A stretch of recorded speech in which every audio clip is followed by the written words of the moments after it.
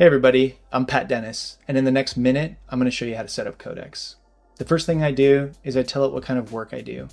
This allows it to give me a personalized experience. Number two, there might be projects that I was working on in other productivity or coding tools. I want to port those over into Codex with a click of a button. Number three, I'm going to set up my plugins.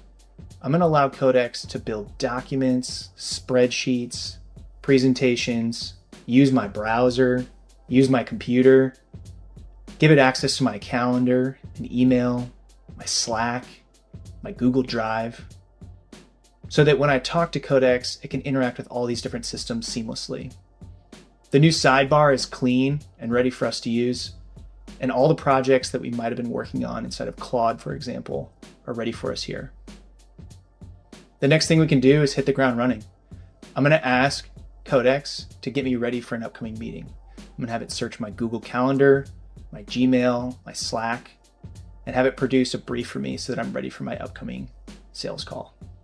That's the setup, fully connected context, and a useful first workflow, all in about 60 seconds.